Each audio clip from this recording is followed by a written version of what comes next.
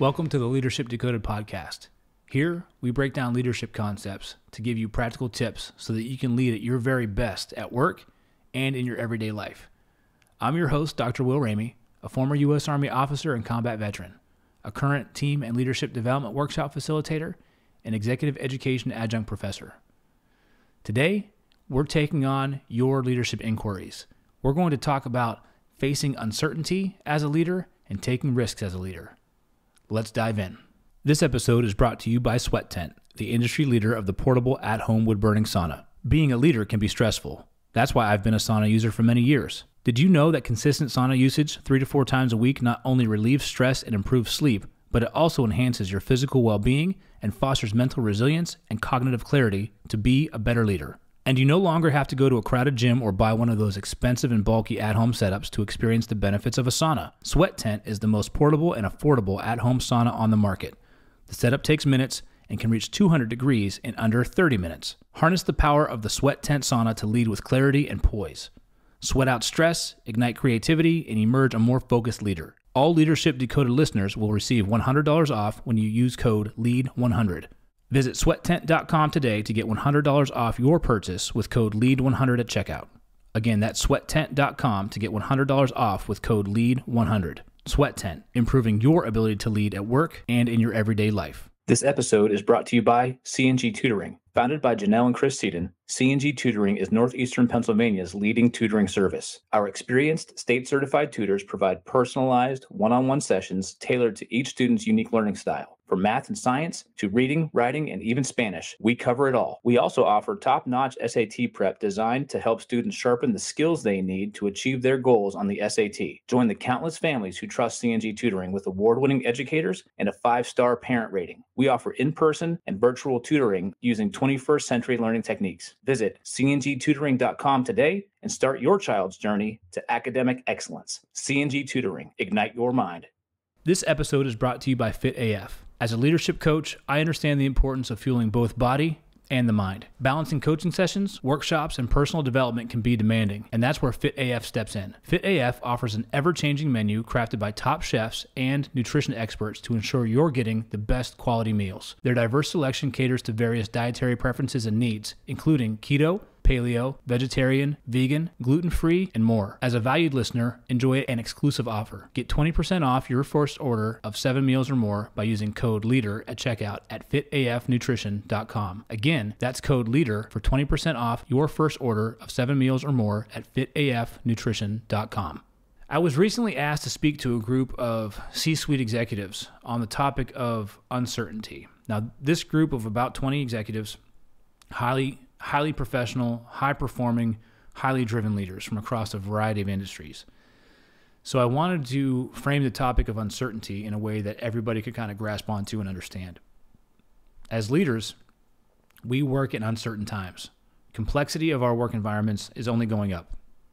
Think about the impacts of disruptions like AI, the internal and external strains on our team. Internally, people's desire to shape their own work environment. They're calling on big organizations to have more corporate social responsibilities. The external factors like governance and policy and laws and stakeholders and stockholders, all of these factors contribute to an environment of the unknown. And when you have the unknown, things become uncertain. So as leaders, we need to be able to lead through uncertainty in a manner where our teams don't get frazzled, they don't have fear, anxiety stays low, and we can mitigate stress.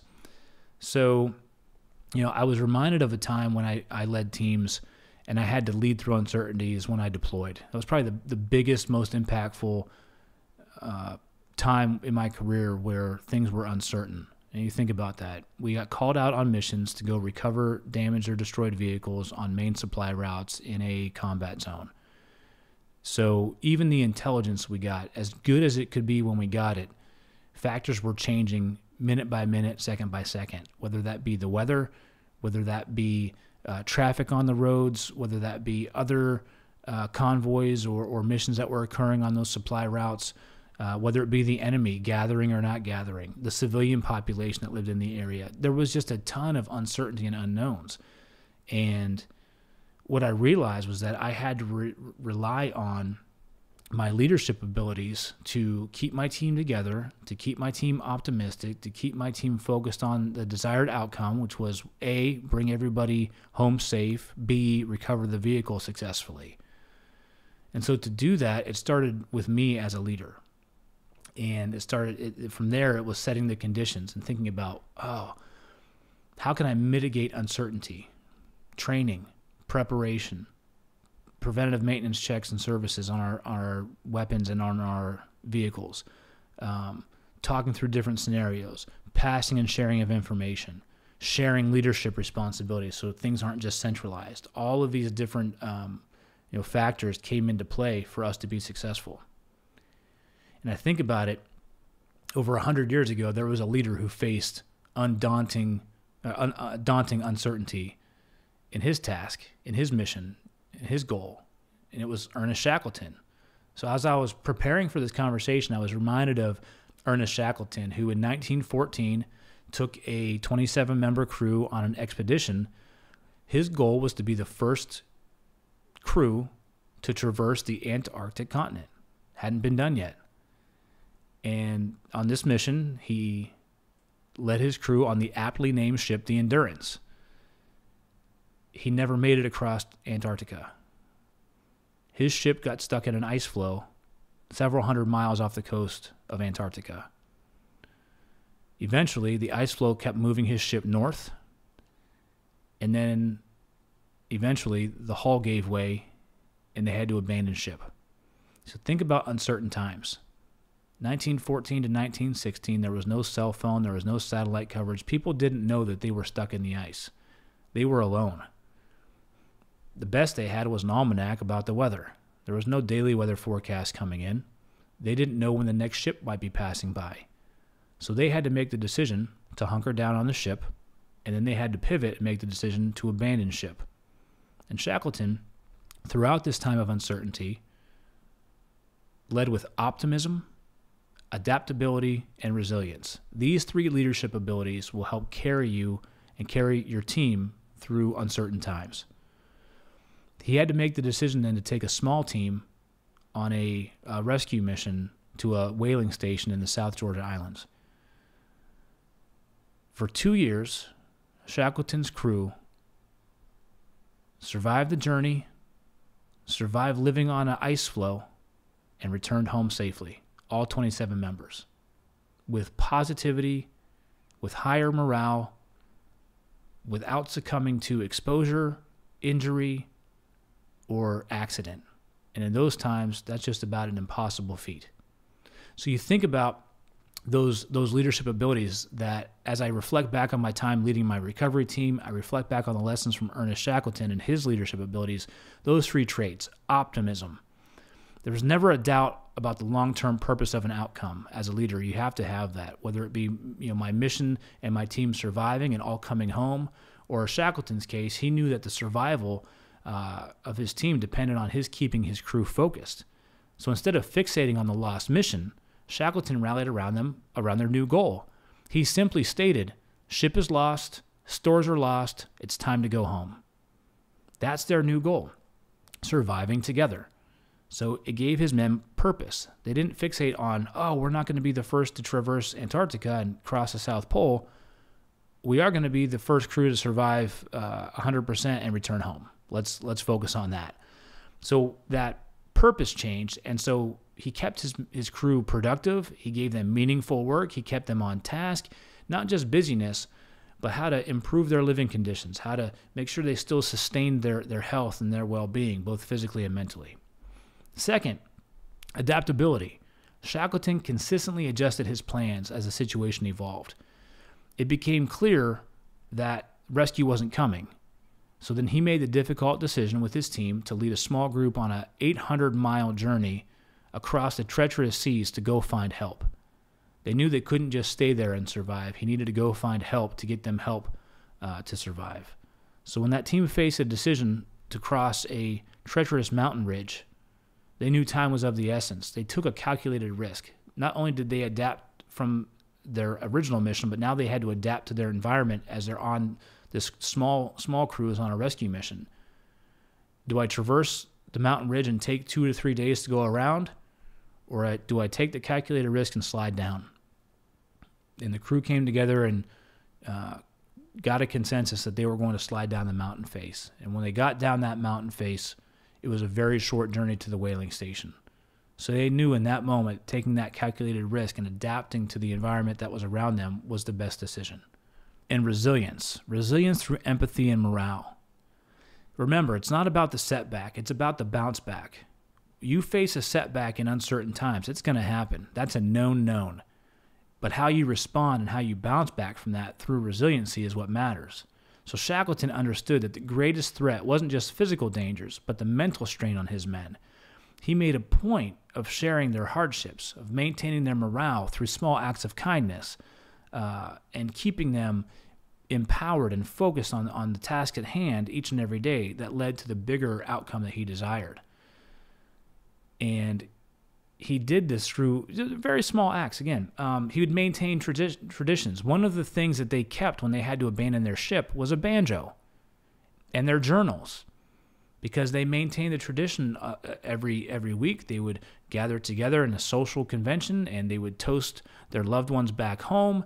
They would read poetry they've written. They would sing songs together. So they had this sense of something to look forward to that wasn't just waiting on this ice to be rescued.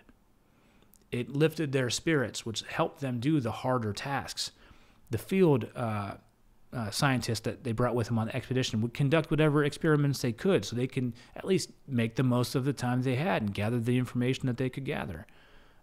If something went wrong, if something didn't go as planned, he would have the cook bring a small warm beverage to everybody so that they had some sense of comfort, some sense of warmth and connection to something other than themselves and other than the dire straits of the situation that they were in. His ability to rally through empathy and morale helped people maintain their resiliency through this situation. So when you think about leading through uncertainty, if you know the story of Ernest Shackleton, how did he guide his team through the ship, through their voyage, through their return home? He had an oar: optimism, adaptability, and resilience. The second question we had is really geared towards how do you go about taking risk as a leader?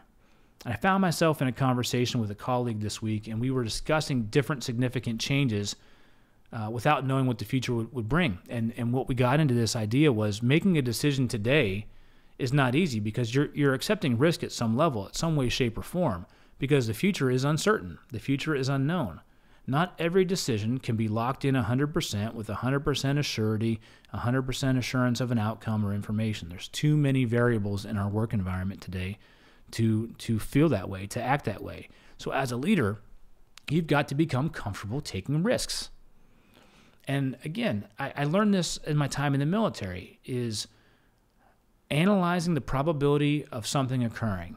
This is what I want to have happen. Here's what I think could happen or get in the way along the way. Okay, what's the probability of one of those things occurring? And then if that thing occurs, what's the severity of consequences if it occurs? So when we start looking at probability of occurrence, severity of consequences, now we know, is this a higher risk? Is this a lower risk? If something, in your decision-making process, you have a variable you're trying to consider, how risky is this? If something has a high probability of occurrence and a high severe consequence if it occurs, that's a higher risk. If it's a lower probability of occurrence and a lower severity of risk, it's a lower risk. But every decision comes with a risk because we work in uncertain times. So, I shared with him a story of a decision I made a year and a half ago about attending a conference. So I was just starting my second year of business, and I got selected to be a speaker at a civic conference for higher education. Now here I am, a business owner with a shoestring budget, and this speaking engagement was not paid. They didn't comp travel. They didn't comp conference fees. And I had to make the decision of, okay, all told, I think I was in $1,500. If I spend $1,500 today, what's my desired outcome from attending the conference? And my desired outcome on attending the conference was, I want to generate leads for my business. I want to be able to help people spread the word of here's the topics I was talking about was inclusivity and creativity in learning. So one, I want to help people understand more about those topics so they can take it back to their university or college. Two, I want to generate leads for my business so that I can work with those people in the audience back at their college or university campus or with their organization. So the risk for me was opportunity cost. And I had to ask myself, what's the worst that can happen? Okay, the worst that can happen is I spend the $1,500 today and I go to the conference, I don't get any leads generated. Okay, can I accept that? Can I accept a zero return payout?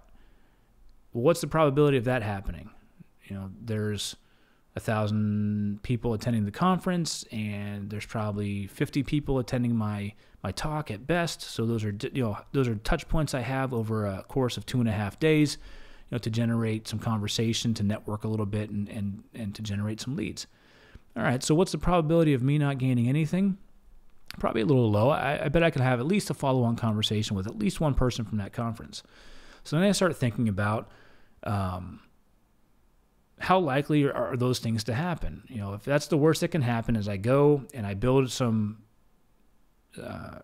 zero return, zero people coming back to me. Well, what's the positive I can gain from this? Well, the positive is I get to hone my craft and I get to practice my delivery and I get to facilitate a workshop that will still be beneficial to people. Okay, so put that in the pros column. That goes into the positive probability of occurrence and low severity of outcome because it's a positive outcome. Then I start thinking about what are the other good things that can happen? So I go through this process of what is it that I want? What's the worst that can happen? What's in my way? Can I accept the risk of putting up $1,500 for a $0 payout? My answer was yes. Because of the intangible, I'll be able to hone my craft, have a positive impact off people. So to me, at the point in time in my career, it was worth putting that money up. Well, I'm happy to say that I did book a client from that, and I got $10,000 in revenue. So I took a calculated risk as an early business owner, entrepreneur. I put $1,500 of my own money up, and I got back $10,000 in revenue.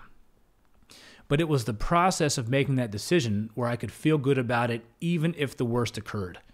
And that's where, as a leader, understanding how to mitigate risk, how to accept risk, how to avoid risk, can help you make better decisions and move forward with a sense of confidence in the path that you're on, even in uncertain times. So I want to thank you for tuning in to Leadership Decoded here in the Loop Internet Studio. If you found value in today's episode, send us a like, give us a comment, give us a review, download and share this episode with your fellow leaders, because we want to help people lead at their very best each and every day. So help get the word out so that others can learn right alongside you. If you're an organization looking for leadership and team development workshops, I want to work with you. I offer hands-on, minds-on, creativity-infused learning experiences for your team. Our learning experiences will last well beyond the workshop itself. You can connect with me on LinkedIn at Dr. William Ramey, on Instagram at Leadership Decoded Pod. You can email me at will@onthestacks.com or check out my website, drwilliamramey.com. Thanks for tuning in today to Leadership Decoded, and I'll see you the next time you press play.